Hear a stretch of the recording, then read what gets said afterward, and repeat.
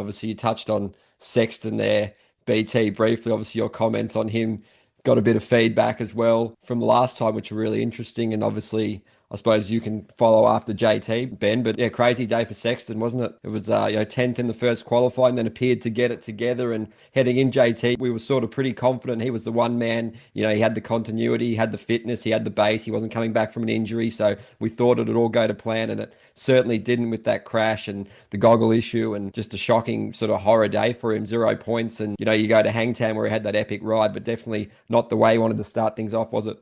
No, no, I got this one way wrong. I thought he had the least variables or hurdles or obstacles to get through to have a good day. He just should be prepared. He should have everything, it should just be another Saturday at the races. And yes, the discipline changes, but I know first, I'd say firsthand, but have it on good authority that he had been riding motocross for quite a while, uh, at least a couple days a week, because he kind of knew it was not going to likely happen for Supercross, and he would need a web mistake anyway. Like I think he felt like he could win races, and he was more reliant on a web mistake to do it. So he just kind of leaned into motocross and started practicing and preparing for that. So I just thought it would be, like not that he was going to dominate. He just had the clearest pathway to a solid opening round, and then I don't know that it can go much worse than that. Unless you're laying in a hospital bed Sunday night, I don't think it can be any worse than that. You qualify poorly right out of the gate, which mentally he can't handle. He has proven that he has a really difficult time bouncing back from early setbacks early in a day, early in a championship. He really struggles to find his composure and put it out of his mind the way that Ken Roxon can, Cooper Webb can. I've seen countless guys be like, "Who cares? It's literally it's just practice. Like I don't care." Chase can't really do that. And you saw it, like he bounced back, better session, but he was still slower than Jet in the second one, which I think matters. That is another variable in this storyline. And then it just continued to snowball the wrong direction. You know, like gets it okay start, but he sees Jet out front. Then he has this weird goggle issue. Then he can't do anything past that because he can't see. And then he hits neutral and crashes in one of the most awkward crashes I've seen in years. It was just a catastrophic day on all fronts for Chase.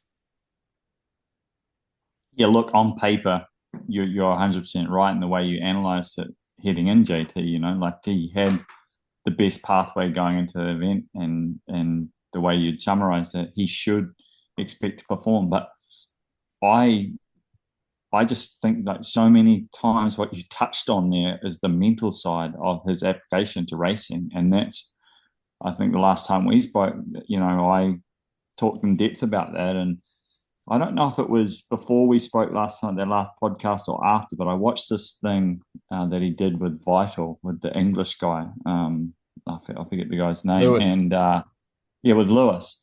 And man, he was just in like complete like disarray, I would say, after that Supercross championship. And I watched it and thought that cannot be helping his approach to this. He should have been just putting to bed, what's done's done.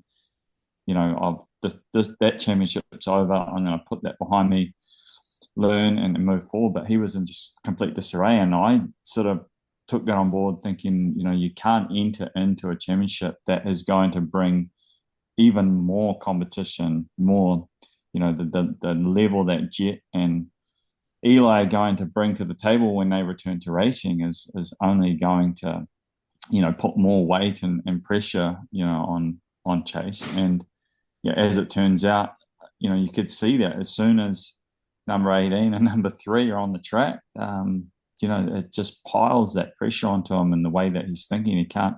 It's like the fog comes in, and he can't have clarity around what he's doing. And you talk to even further to that in more detail.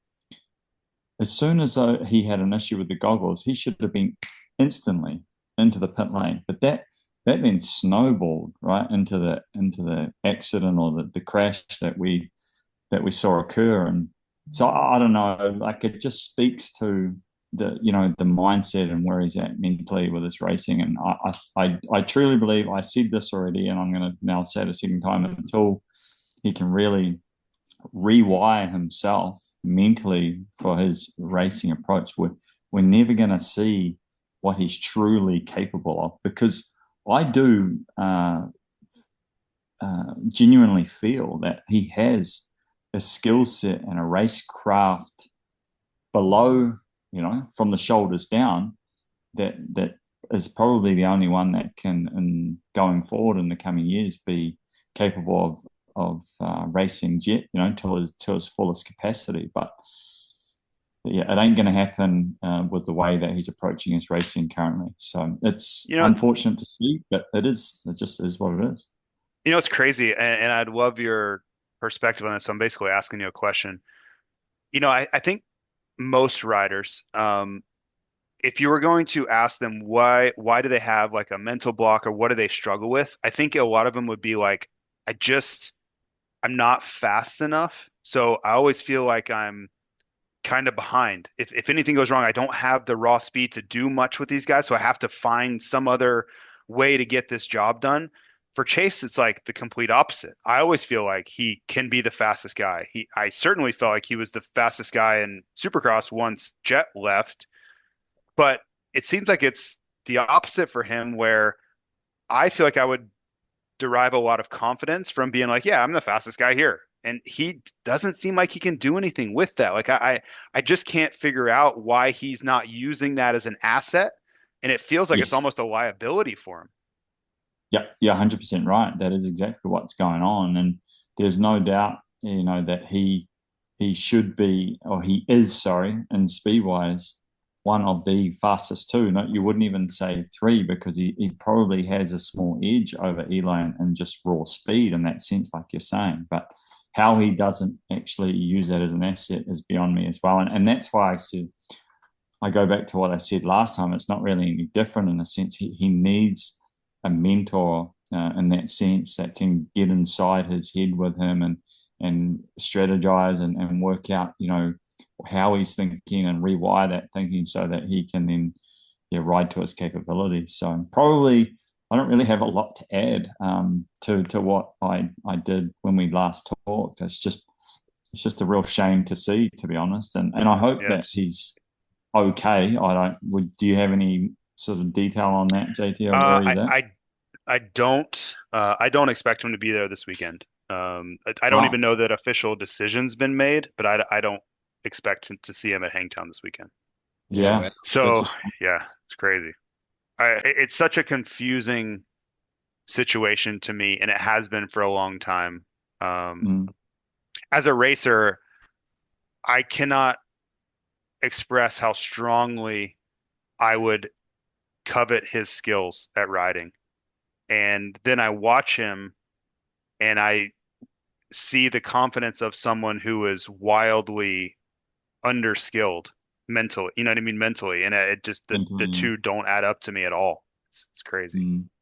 Yeah, and that's why you see what we see, really. That's, the end result is what we see. Yeah, and that's, I think, if you look back, really, every time, I know, like, it's easy to say this, but every time Jet's on the gate, it seems to be a huge component of what must be a distraction from his own mental approach to his racing. So that's crazy to think. I don't know if, how that's happened, but it's certainly, it seems to be a component of it. yeah, it's a really great conversation. I guess you can touch on this too, boys, but you look at Jet, and I guess it must compound, Chase's frustrations in some ways, seeing how jovial and happy-go-lucky and he's laughing and nothing looks too serious. And I guess, yeah, the solution maybe in Chase's mind looks like it's going to be changing teams and changing bikes again. So I guess you go on that, JT, first, but it's just tough seeing someone that's just so talented and has every single thing except just for that maybe mental approach side in the toolkit, doesn't he? So any words on that? Yeah, I think it probably drives Chase Sexton insane to watch Jet be so lighthearted with things. Not that he was this weekend. This weekend was a heavy weekend, but just on a career level, if you look at how Jet's just disposition is, it's always smiling, always laughing. Like he's the goofy one in every press conference, you know, and I think Chase probably just has to be like, how does this guy act like this? And you can go back and you can remember in the summer of 2023, Chase is just in like purgatory, losing moto after moto, and Jet's like posting pictures of each other, selfies on planes and stuff. And Chase probably wanted to take the phone out of his hand and break it, you know, like just completely opposite ends of the spectrum about how their, I think, just everyday attitudes are about racing. And when the gate drops, it all changes. But it's just crazy the difference. And I only know I know myself. I know how guys are I was around. It was really serious. Like it was much more the Cooper Webb on race day dynamic than the Jet side. Um, but it is a crazy thing to watch the contrast between the two. So I don't know. Maybe Chase could do a little bit better if he lightened up a little bit. I could never do that. I don't have any advice for him of how to do that because I certainly couldn't do it. But he really seems like he's carrying the weight of the world around with him at all times. Yeah, I personally don't know if we all beat to our own different drum, right? And I don't know if having a major change in that perspective would really change anything. Yep. I just think that specifically it's going to be around the way he's thinking when his goggles go on finally. You know, that's the final piece of the puzzle when he's in his own world and trying to rewire his thinking there. So yeah, I hate to just like, you know, sort of go on and on about it, but it's really, you know, it really is a shame to see it. And I hope that we can see him make some changes. I've already said this to you guys. I don't believe that jumping on a green bike is going to be the change. It isn't going to be the change, you know, that's needed. So it's certainly going to be deeper in the toolbox than that. That's for sure. Yeah, it's really interesting stuff because obviously you blokes and people like RC have that constructive criticism because you know how good he is and how good he can be. So we'll definitely follow his Yeah. progress, you know, with interest. And I guess Yeah, we've got that's to talk exactly on. what it is. That's why we're so critical about it, right? You know, and Yep. you can Yep. hear in RC's voice when he's live on the air, you know, about, and it's just because you know that he has so much more to offer as a racer than what it says on paper at this current point, you know. Like a blessing and a curse. You know, the ability opens you up to the criticism, but it also is just because everyone Yeah. sees what your talent makes you capable of. Just to put a bow on this, I guess, but I'd be really interested to hear or get inside the mind of Roger DeCosta on this one and what his thoughts are. That would really intrigue me, that part of it. A lot of frustration, I would bet. I think just in talking to Roger about it, he's a big fan of Chase's work ethic, and he'll tell you like he's the fittest rider on the starting line. But I think on the mental side, where Roger was such an animal mentally, like he just would annihilate everybody on the track and off it. It has to be brutal for him to watch someone that good not grasp the opportunity in front of him.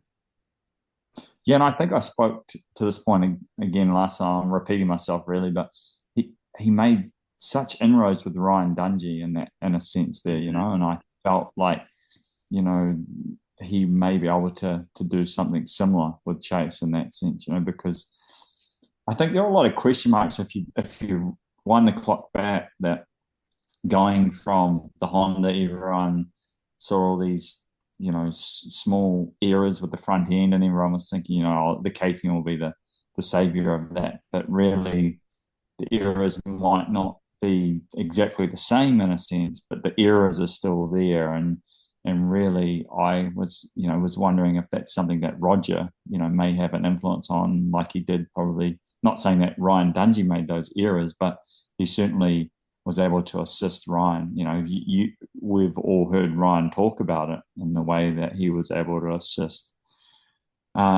him in terms of, you know, being mentally strong and being able to, you know, achieve his potential really. And that's what we're talking about really. If we come down to it, that's 100%. the part that we're not seeing him, yeah, achieve his potential. So Yep. anyway, That's we'll move exactly on what from it that, is. I guess.